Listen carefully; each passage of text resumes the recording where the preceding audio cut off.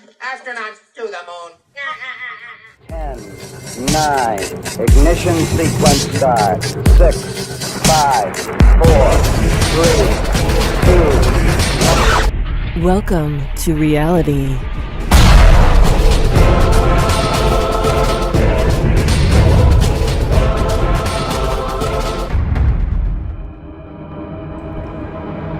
What's going on, everyone? It's Jeranism, back with another video for you today. Have to report some NASA news. Doesn't surprise me, it's simply more evidence that supports my reasons for no longer trusting the popular beliefs and the current accepted facts. I also have some other clips to show, and as always, I show all of this for a few reasons. Yes, my beliefs are not mainstream. So to explain my reasonings for doubting some of what science and most of what history has taught me, I like to talk it out. I like to put it out there for others to see so that they can make up their own minds. See, even though I say don't trust me and do your own research, some members of the NFB-CDA, that's the NASA Fanboy Cognitive Dissidence Alliance, they seem to think that those of you watching are so stupid that you just believe everything I say. Personally, I think that's ridiculous. I can honestly say that there is no one on this earth that I agree with 100%. Even the woman I share my life in bed with. She likes to get spanked, I don't. I like to spank, she doesn't. However, we get along great. But if you believe everything I say, you will definitely be wrong on lots of stuff. That's something I've already accepted. When you're taught lies, sometimes you have to make some assumptions and dig through the false to find the true. I end my videos with open your mind, there's truth inside. And these same NFB-CDA members have an issue with that. Obviously, science forgot to teach sentence structure and reading comprehension. Open your mind. There's truth inside. See, they would rather you keep your mind closed and continue believing in all the great facts of current accepted science, because it's right, whether you think it is or not. I think that if science is true, if the cosmos is true, if the curvature of the 5.972 sextillion ton Earth is true, if the 232,000 mile distant moon falling towards the Earth but missing the Earth and remaining in orbit is true, then they will all stand up to mine and everyone else's questioning. And if we discover it is all true, then we at least confirmed what we were taught. But if we find that perhaps lies were told, if we find out that foundations are faulty, well, then it will be the fans and dogmatic followers of science who will truly look dumb. If they just questioned things like we do, if they just opened their minds, the worst that could happen is that they would confirm their beliefs, just like us, or help uncover and remove truth's protective layers. The key here is to do your own research. And if you simply look where deceivers want you to look, don't be surprised if you're deceived. If you think that history is anything other than a collection of agreed-upon lies, good for you. If you think men would not lie to your face to gain an edge or an advantage over you, good for you. You're free to believe whatever you want. That's fine with me. But I just want to warn you that if the media were ever compromised, if the music industry, if religion, if Hollywood, if the banks, or the only few countries that go to space were ever compromised, well, you would need to be able to recognize that and act quickly. To those of you who have done the needed research, then you see the holes. You see the lies and the anomalies that lead you to see the bigger picture. And for those of you who don't, those who think flat Earth is stupid, I understand. I was conditioned and indoctrinated just like you. Just like every single person who first heard of flat Earth and said, "Shut the front door." Maybe one day you'll realize that this accusation of retard or moron was taught to you, conditioned in your very being, with globes in your kindergarten classroom and everywhere you look, followed by jokes of desert wandering nomads who thought they'd fall off the edge of the earth, and the stupidity of those who trusted their senses and their eyes over the words of people who know the truth. When you sit back and ask yourself, why was I taught to react this way? You'll start to see that the programming is everywhere. Welcome back to Celebrity Family Feud, everybody. The Asner family, 83. Lawrence family not on the board. Give me Liza. Give me Courtney. Ladies, here we go. Point values are double. We got top 5 answers on the board. Name something you wouldn't want to be flat. All right, family, here's your chance. Name something you wouldn't want to be flat. Feet. Wow. That makes sense. No flat feet.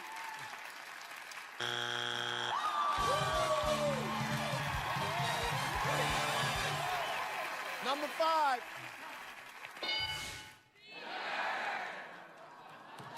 Let's move on to the next question.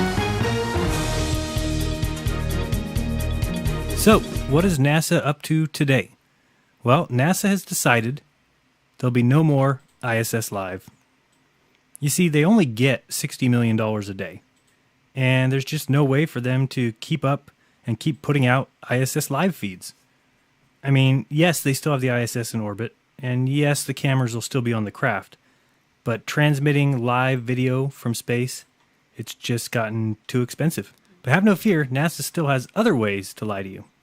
So you might remember a while back I made the website ball.earth. I set up that website as a waiting game for NASA to show us a 24-hour video feed of Earth from the International Space Station. You can see here that the time since the ISS has been in orbit is 5,748 days, 20 hours, 17 minutes, and 29 seconds. And the time that they've had a live feed is still stuck at 0.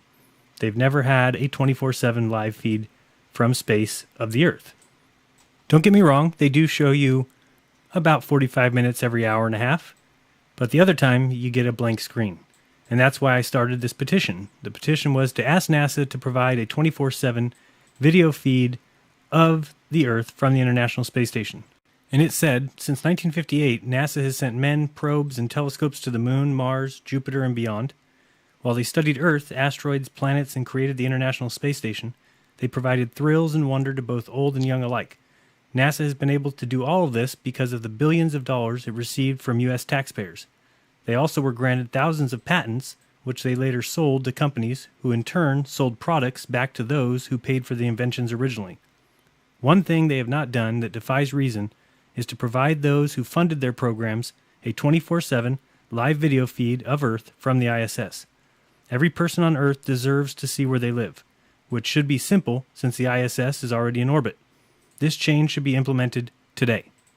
Unfortunately, we only had 778 signatures out of the 100,000 goal, so you'll see that the petition has been closed. However, I still agree with that premise. There's no reason why NASA, who exists only because we all give them money, should have the ability to shut down the live ISS. They should not be able to stop us from seeing where we live 24/7, every day, every month, every year. If you feel differently, that's your opinion. My opinion is it's a bunch of horseshit. It's our Earth. It's where we live. They should have to show us, and they never have, not one time in the past 18 years that they've been in orbit, provided a 24/7 video feed of Earth. Not for one day have they provided an uninterrupted video feed. Isn't it strange that to actually prove the ISS is in space, that it is in orbit, and it's doing exactly what they have said for 18 years, they would need to provide a 24/7 video feed? But, with only $60 million a day, I guess you've got to put money where it's needed. There's more important things to pay for, like ape suits sent to the ISS, Charlie Bolden's $16,000 flights, and Star Wars uniforms for all the astronauts. Much more important than showing those who have provided the money for NASA to do every single thing it's done a view of where they live. You see, many people don't quite understand or see where deception is possible. Some think that because you can see a little light in the sky with the telescope, that it proves the ISS is up there. They are the same ones who think satellites are possible, that gravity kicks are possible, RCS thrusters and pictures sent billions of miles back to Earth are all possible, but can't see how a light in the sky might be fabricated. And that, of course, is where a 24/7 live cam would come into play. Just because you can see the ISS fly by in the sky above your head at a certain time of night or day doesn't mean that that is the actual ISS and it is exactly where they say. That would take more observers. But if we had multiple observers on the ground with telescopes, all tracking the ISS and a live video feed from the ISS looking back down at Earth, then you would have what's needed for proof. You would be able to test it all to make sure that the craft is exactly where it's supposed to be and to make sure you see it exactly where it's supposed to be. As it is now, they shut off the camera every 45 minutes. How would you ever be able to determine if it was the actual ISS that you were seeing? Now, why would you doubt them? Well, it could be images like this, which shows a NASA helium balloon taking up a pretty large satellite. In fact, NASA has been launching 50 balloons a day, some of them carrying 8,000 pounds. That's as much as 3 small cars. You could also look into the fact that Google has just purchased Titan Aerospace. And who exactly is Titan Aerospace? Well, they make drones. It says here in the article, Titan touts a variety of applications for its drones, including data delivery, crop monitoring, and search and rescue aid. These drones fly at 65,000 feet. The vehicles can stay aloft for up to 5 years without having to land or refuel, making them an intriguing possibility for beaming out internet service or fooling the entire world. I added that last part. Of course, it could be the ISS that we see high in the sky. It's only 250 miles away. Now think, when you're flying in an airplane, you're about 7 miles high. Do you think you'd be able to see a lit football field from 7 miles high? How about 20 miles high? How about 100 miles high? How about 200 miles high? How about 250 miles high? Well, just look up in the sky. You can easily see the ISS right above your head. No chance it's at 65,000 feet. Clearly, it's 250 miles away, but if you look slightly off to the right, you can see Cassiopeia, which is just a short 95 quadrillion miles away. Man, these eyes, made up of stardust, spewed out at the Big Bang, and slowly evolved by natural selection, are amazing. So, I did go and look for some ISS pictures from the ground, and if you could please look into it, maybe you can find some for me, because I could only find these small images. I went to spacepics.com, and this is what you get. By the time you bring them up, they're all 250 by 250 or terrible little pictures. And to me, if you're talking about science and proving something, why don't we see very large pictures? We know that the P900 takes images probably 4,000 by 3,000. And why isn't the EXIF data completely intact? That's what you would expect to see by somebody who's proving that what we see in the sky is shaped exactly like the ISS. Let's run some of these through photo forensics. So on this first image here, you'll see the ISS, and it just looks a little bit blotchy there in the ELA, which is the air level analysis, and you'll see this picture that I took of the moon is obviously much smoother, and that's how you can partially tell if something has not been edited or changed. Now you'll see here, this is the EXIF data, and it's very short, and again, I just ask why people are taking their EXIF data out of these pictures if they're so proud that they're taking pictures and that they're scientific and that these are really pictures of the ISS in space. Here's the next picture. It also is, this one's really bad, as you can tell. Absolutely has been edited, and there's no metadata. Now this next picture is actually pretty good. But when you look at the metadata, you'll see down below for the history of it in Adobe, it says saved, converted, derived, saved, converted, derived, saved. And that's usually a sign that it's been saved and converted, possibly derived, possibly saved and converted again. So usually that's a good sign that the image has been edited or changed in some way. Again, it's not absolute proof. Somebody can take a picture back and forth between different computers. They can save it. They can convert it. They can do lots of things and have never touched the image. But if we're talking about scientific and proofs, and that's important because we should be dealing with the original image here, and obviously this one is not. Doesn't mean that his image is fake. It just means it's not going to be sufficient if we're looking to have it stand up against scientific analysis. All right, next we're heading to the site real quick that's called Astro Spider. Lots of pictures there of the sky and the stars and the planets. Here you see some pictures of Saturn, supposedly. And starting at the bottom image, and a lot of people might think this is what you see with your camera or this is what you see with your telescope. And you'll notice in each of these he explains how he got the image. The first one we're looking at was a total of 38 stacked images with some unsharp focus.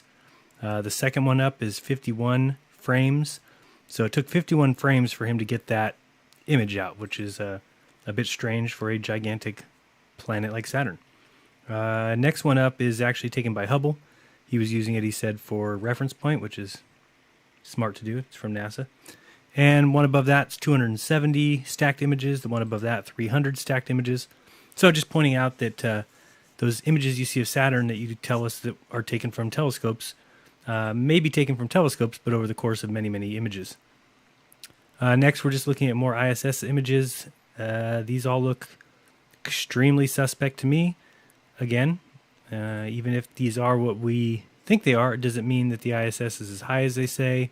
Lots of questions still to be asked and answered. And next you see a few more ISS images, and you'll see here in his gallery viewer, and most of these you click on and they're really just not excellent images. They're tiny. See this one here? That looks like a middle finger to me, not the ISS. And that one there looks like an upside down city. So I'm not really sure what's going on here, but you can check out that site if you want. Astro Spider, he's got tons of pictures. Okay, now I went to metabunk.org. I don't know if you've ever been to this site before. Pretty interesting. They've just got a bunch of guys that debunk everything, which doesn't seem to be very tough. You just go to the government website and anything that you could ever imagine would be debunked. 9/11 will be debunked and everything else. Sandy hoax was real. You name it. But in this particular thread, which is marked Space Station Photos Disprove the Flat Earth Theory, kind of took me aback and said, okay, let me see. Well, look at this image that he's showing, and then read his comment here, which is fine until he gets to the point where he says, and this is irrefutable proof that the Earth is not flat. Now, take this in, please. We're looking at metabunk.org. Their job is to debunk anything, meaning if you come up with any conspiracy, they're going to shut you down. They're going to say, nope, they've got the evidence to prove that whatever you're saying is wrong. Yet they claim that a picture that you can't even tell what it is of the ISS in the sky irrefutably proves that the Earth is not flat. I did like this little image here that he did post after, and he was just pointing out that the ball Earth that we get is definitely a fisheye lens, and that other image that was just up is actually the most that the astronauts would even be able to see, which is surprisingly a lot like the hot air balloons we actually have been seeing sent up, or the weather balloons. Now we'll just take a look at some of the clips that are just funny submissions from different space agencies. This first one is from NASA. It is a side view of the globe, which has always bothered me because I don't think it can exist. And the reason I say that, see if you follow me here, we know that the ISS is going around the planet, they say, correct? It's in orbit. And yet, if there's a camera on the inside of the craft, it always remains upright. Meaning if you're watching it at home, you see the image upright during the entire time. It doesn't ever flip over, it doesn't ever flip to the side, because it's in space, right? There is no up or down, so there's no way for the camera to ever orient itself. It would be where it is at all times. Yet they'll show you views from underneath the globe or from the side of the globe, which would be impossible. How would the camera know that it's on the side of the globe? Every image we get should be from the top middle.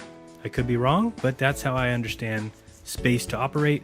And if it didn't operate that way, then we would see the camera flip upside down as the space station was in orbit of Earth. My next question to you is, how do you argue with this? You just can't. Real is real. Real fake. Next, we get to see China's chance to fake a moon orbit. Let's see how they do. Yeah, that looks real. Now, oh, here we go. Everybody, we're moving here. Yeah, the ball's that small. Okay, got you. Oh, now we get shadows. Okay, stop. Okay, reorienting itself. Luckily, it's got that gimbal, huh? X-axis. And here we go again. I mean, this is really, really good footage right here. Thank you, China, for adding to the preponderance of evidence. Is it going to crash into the moon here? This is definitely interesting. Is anybody willing to go out and say this is real? That's what I want to know. Somebody make that comment with your real name. Say, this is absolutely real. This is going over the moon. And looks like it's getting dark here. Except for on the little fire tube there. Okay. Whatever China says, huh? All right, I had to turn this back on because as I was getting ready to delete it, then I saw this little gem, which is the fire inside the rocket nozzle housing in space, in orbit of the moon, 238,000 miles away from us. If you have any questions, refer to any astronomy book, or Neil deGrasse Tyson, or Bill Nye, I Tell Lies guy. All right, now we're going to go off and take a look at the ISS again. And when I was searching, I saw this article posted in 2015. It's on Universe Today. And the article is by a Nancy Atkinson, and the site, of course, is run by Tubal Cain. And it is titled HD Livestream of Earth, now available 24/7 from the space station. So I was shocked because they said they've never provided 24/7. Let's go see what it says. First, it says that Earth is available now all the time. So that's nice. It's live all the time.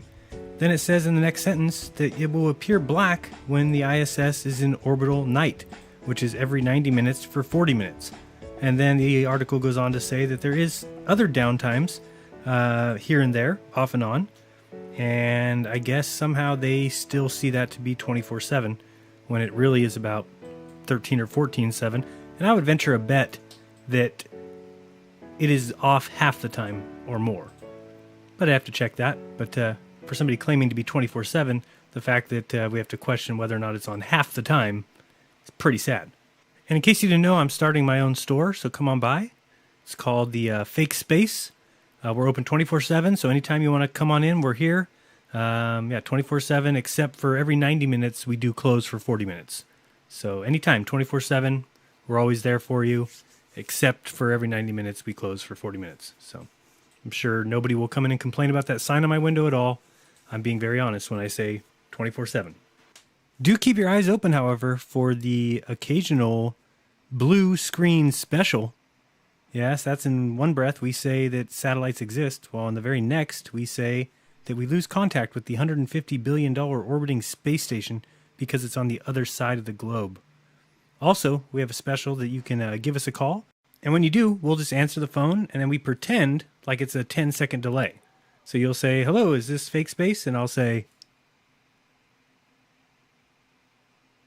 "Yes, it is. How can I help you?" You do get space weather, don't you, Tim?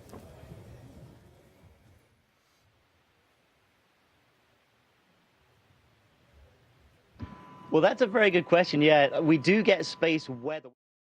So I've talked about this before, but I wanted to bring it up again, introduce you to the players in this little escapade here. You have Tim Peake, who's on the ISS talking to a live audience. You've got a girl who's got this hoop and experiment down on Earth, and she sent Tim the same hoop and the same ball for him to show on live TV what happens. And now we'll see that Tim shows it in a pre-recorded test. He doesn't show it live. Somebody needs to explain to me why not. Now, Tim, you've also been doing some demonstrations for science students, and one of those science students is Emily. Now, you've got some kit there that you actually designed for Tim, really to just show how difficult it is to demonstrate physics here on Earth. And it's a track and a ball. Just show us what actually happens there.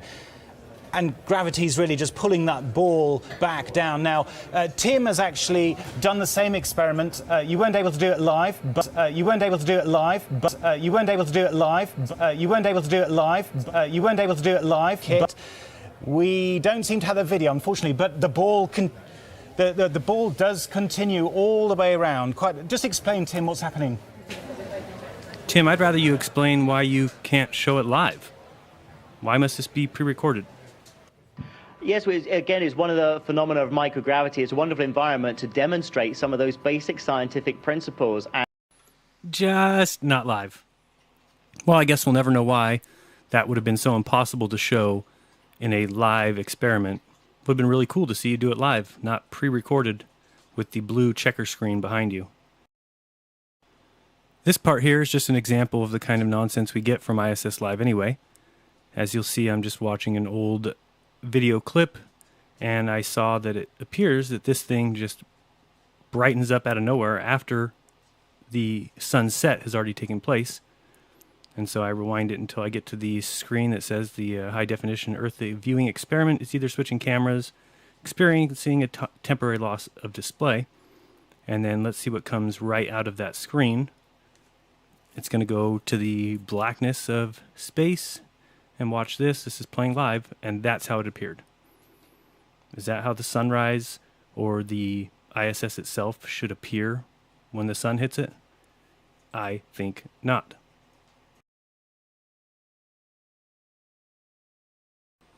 And these things are just obvious to me. And again, my opinion does not mean that it's truth. I do not know, as people like to say, the truth. But I do know, again, my opinion, I don't live here. I don't live on this ball in the floating of outer space, traveling some 5 trillion miles a year. I just don't. If you want to live there, more power to you. Enjoy yourself. Hold on tight for the ride. You never know when you might hit a little bump in the road. Now, for more evidence that whatever's going on up there is nonsense, what if I told you that sea plankton was found on the ISS windows? Russia's space agency claims to have found sea plankton on the outside of the International Space Station. Wait, what? Wait, what? What you talking about, Willis? A report in ITAR-TASS quotes Russia's ISS mission chief saying, "We have found traces of sea plankton and microscopic particles on the illuminator surface. This should be studied further." The report claims this finding is part of a long-term study, which proves some life can exist in space. The discovery apparently occurred after Russia's 2 cosmonauts currently on board the ISS started cleaning off the station's illuminators. That's space language for windows. The astronauts reportedly discovered the plankton after examining the residue on the illuminators. State-run TV network RT confirmed the news, also referring to the find as a part of a study. Since the plankton isn't native to the ISS resupply launch sites in Kazakhstan... Okay, explain it to me. How exactly did the sea plankton get onto the windows of the ISS? This should be good. The prevailing theory appears to be that this plankton was blown into orbit from the surface of the ocean by rising air currents. This plankton was blown into orbit from the surface of the ocean by rising air currents. I'm sorry, it's just ridiculous. Alex, in this case, I could not agree with you more. It is just ridiculous. Rising sea currents has lifted sea plankton to space, and that has gotten stuck on the ISS windows. I'm going to go ahead and call bullshit on this one. But again, I don't know the truth. I'm just some idiot, so believe what you want. It's best just to believe whatever NASA says because they have no reason to lie.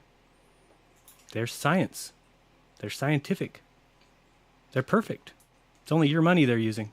Yep, this looks very real, doesn't it? Next, I'll show you some CubeSats released into space because this is definitely real footage. I'm sorry, it's just ridiculous. Now, you might think this is meant to be some sort of a animation or some sort of cartoon or depiction or... No. This is actual footage of these CubeSats being released into space above your head. Again, if you want to believe it, enjoy yourselves. I'm afraid you might be leaving yourself open for the largest and most ridiculous deception in the history of the world. Yeah, that's all real. Definitely. Spew! Spew, spew. Throwing satellites out. Thanks, NASA. Now we'll move on to just a few more clips here of me trying to find footage of the ISS, and as you can see, that's usually not an easy task. Really, we'd be lucky if it was on half the time.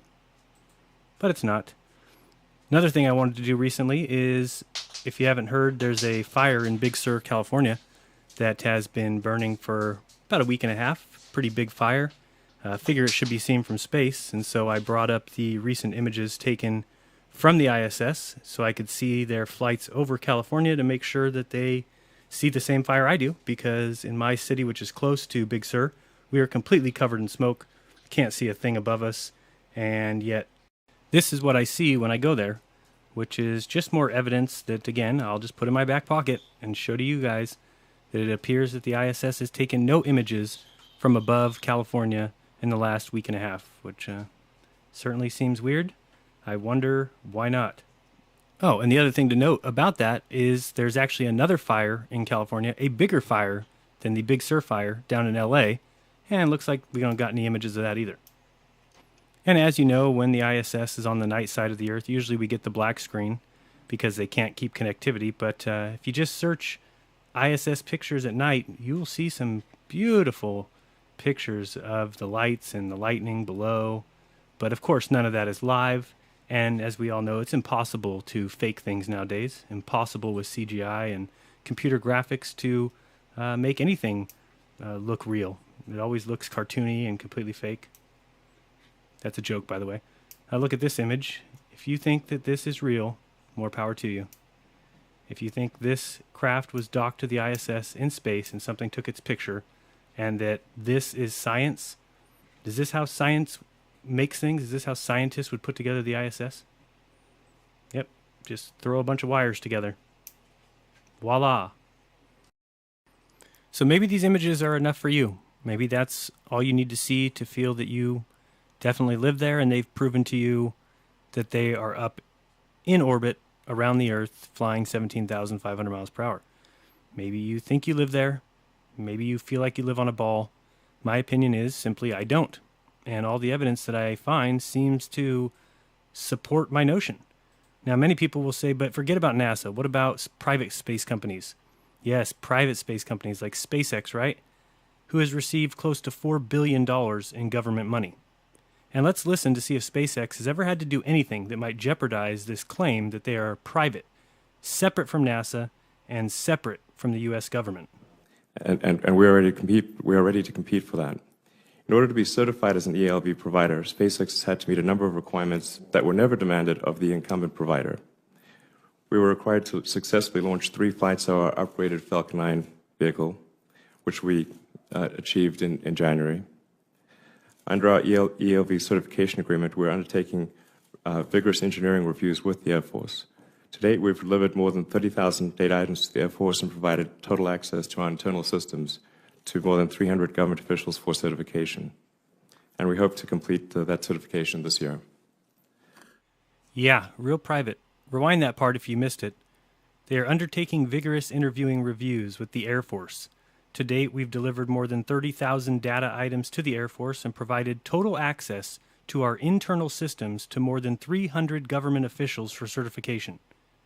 Yep, completely private.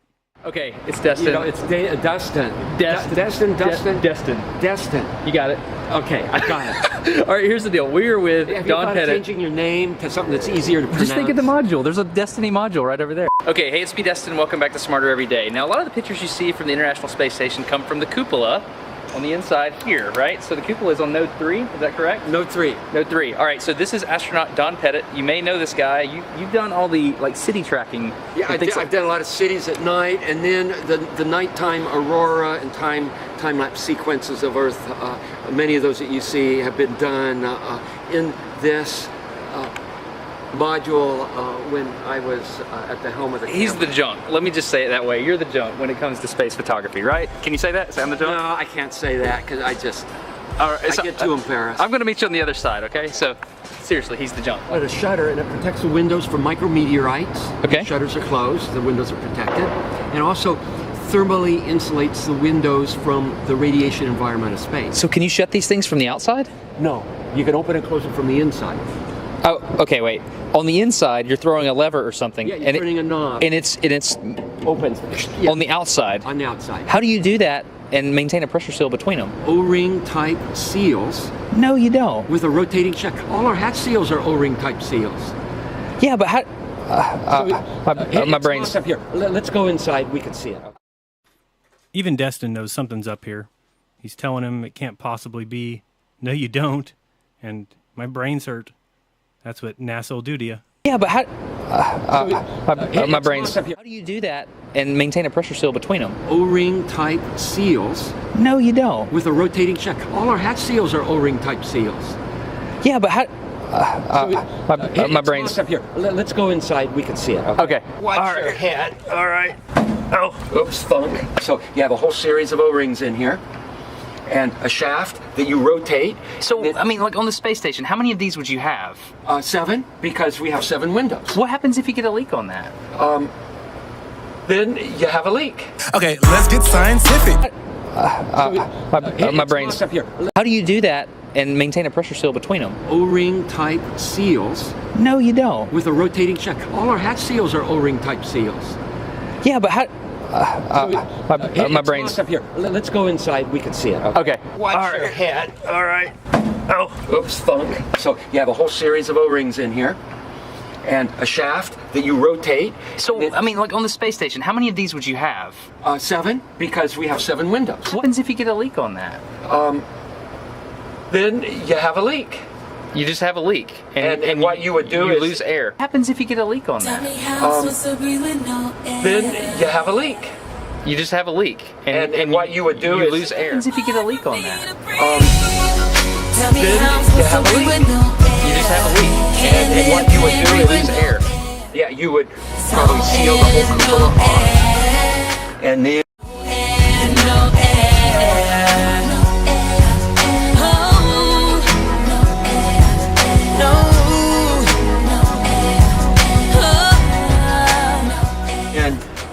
There's probably a plan, I don't know off the top of my head, but there's probably a plan for replacing the mechanism. Might require a spacewalk.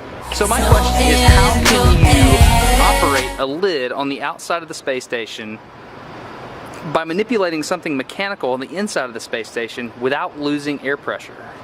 It's called real good engineering. Okay, let's get scientific. You heard Don Pettit. He said that it takes a really good engineer to design this sort of thing. I'm told the guy quit working on the space program and now owns his own motorcycle parts business.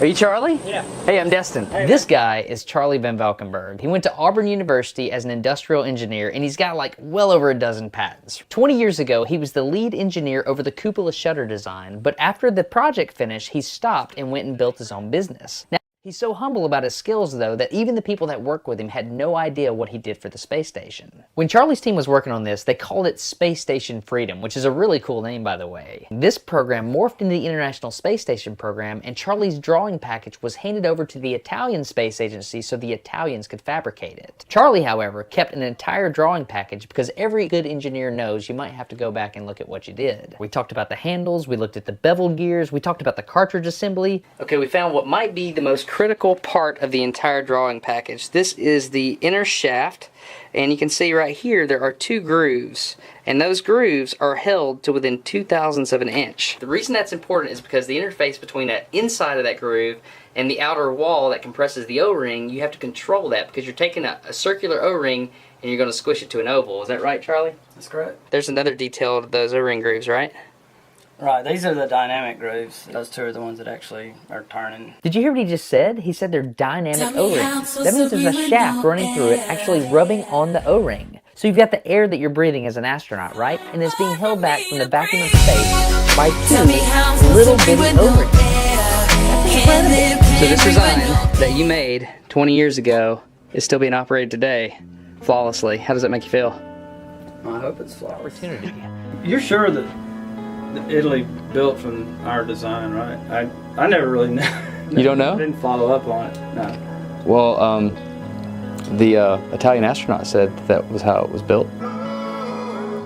The Italian astronaut said that was how it was built. The Italian astronaut said was how it was built. Was how it was built. Was how it was built. Was how it was built. Was how it was built. Hello, and welcome to the cupola on the International Space Station. In the cupola we have 7 windows, and every window has its own shutter. And Smarter Every Day, with whom I have connected via Twitter, asked me to give you a demonstration of how we open and close the shutters. I guess it's because I'm Italian, and the cupola, you know, was built in Italy. So here we go, it's pretty easy. Each window has a handle that looks like this, and you just turn it, obviously in the closed direction if you want to close the window. And here you can see the window coming closed, or the shutter. And when you get close to the end, to the closed position, you kind of want to be careful because there is no bumper, so you don't want to hit the structure real hard. It's a direct mechanical connection. Shutters can only be operated manually. And it's kind of cool to think that, there is this shaft that goes sort of through the structure. The other side is in outer space. It feels cold, but a regular metal cold, not really, really cold. And again, when you get close to structure, you want to be careful not to hit real hard. So this is it. It's pretty simple. I'm European astronaut Samantha Cristoforetti on the International Space Station, and you are getting smarter every day. Have a good one. She just did the Smarter Every Day outro from space. No, she didn't. That's crazy. That's crazy. So, with all this great evidence, it's hard to see why anyone would doubt NASA or the story they tell. I mean, if you want to believe in all these rocket launches, go right ahead. If you want to call me an idiot so you can defend your religious beliefs, go right ahead. Trust men. Go ahead and trust men who take your money. Trust them all that you want. But when you see how easily holographic images can be placed seemingly in no medium, when all you really need is 4 metal stands at the 4 corners to show people a fake image, I'm sure it's very safe to trust rocket launches. There's no reason to doubt them. And blast off. Up, up and away, soaring into the night sky, goes the rocket. And it's so easy to trust. I mean, they show the rocket as it's going so close to space. And just when it gets to that spot where it's going to enter into space, you get to see a computer graphic. Why would you doubt that? I don't see any reason to doubt it. It can't possibly be faked. It's a computer graphic of the actual rocket. How could they manipulate that? Look here at Apollo. I mean, I see nothing here that screams fraud. I just see a rocket rising. Clearly, this is a real launch. I don't know why anybody would ever question it. Just have to understand your orbital mechanics and your physics. And this view of the ISS, clearly 100% real. All you have to do is understand orbital mechanics to know that there's no way they would fake this image. This is truly going on out in space. It's as real as it gets. Okay, enough joking around. Clearly, I see nothing but reasons to doubt NASA, to doubt ESA, to doubt SpaceX, and all those taking my money and not providing me with sufficient proof, showing me they are doing what they say they are. T-minus 15 seconds.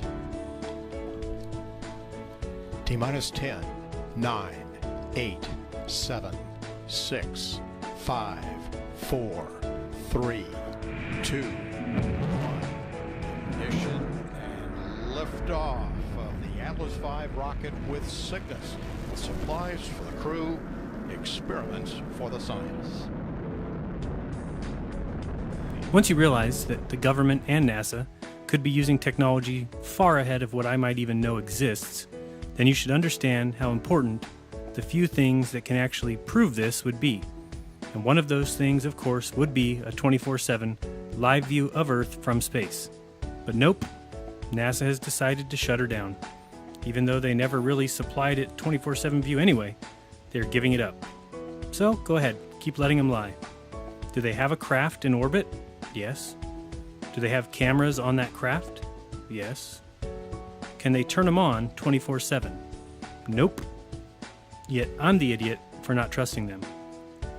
If you can't see that you were taught to have those feelings, that you were taught that blind trust in NASA is scientific, and that you were taught to make fun of those who don't believe in your religion, then it doesn't shock me that you still think you live on a spinning ball in outer space.